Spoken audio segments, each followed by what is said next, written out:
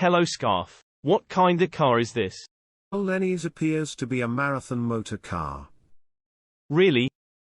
Well, what's that then? Let's see if the editor will fill us in on them. Hey Scarf, hey Lenny, no problem, I'd be glad to. In 1908, the Southern Engine and Boiler Works Company of Jackson, Tennessee began production of a completely in-house designed car called the Southern. An engineer from Southern Motor Works named William H. Collier designed the four-cylinder engines and transmissions used in the cars and was involved with production throughout the car's existence in Tennessee.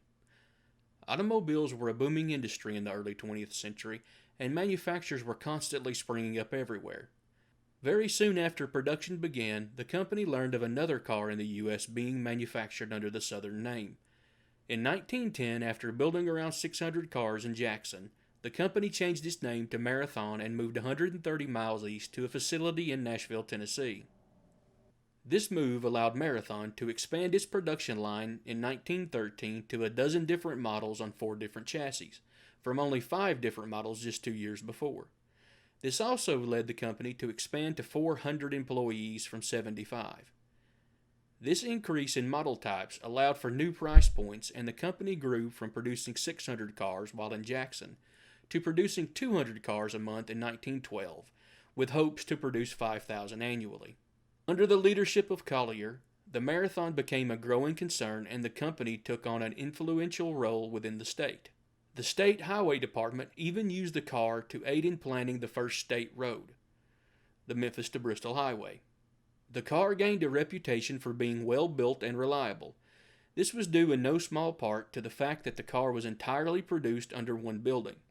Collier was a forward thinker and used aluminum to construct some parts and acquired patents for innovations he created. The company wasn't without its problems. In 1913, Collier was demoted after a disagreement with the president, and that was the start of the problems. Over a period of 4 years in Nashville, the company had 3 different presidents. This led to mismanagement, and in 1913, Collier was forced to file charges in court. It seems some suppliers weren't getting paid. In 1914, production stopped, and the company went into receivership. The company's machinery was purchased by the Richmond, Indiana firm of Herff Brooks, which continued the Marathon name for an additional 2 years. Today, the Marathon Motor Works building still stands on Clinton Avenue and now houses the Marathon Village, a 4-block complex housing art studios, offices, salons, and retail businesses, the most famous resident being Antique Archaeology of Discovery Channel fame. The complex also houses a museum that contains several Marathon cars. So, does that help you guys out, Scarf? It sure does, Mr. Editor.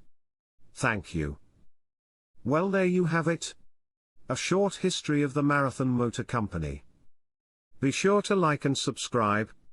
And remember, the future of the past lives on at vinmotive.com.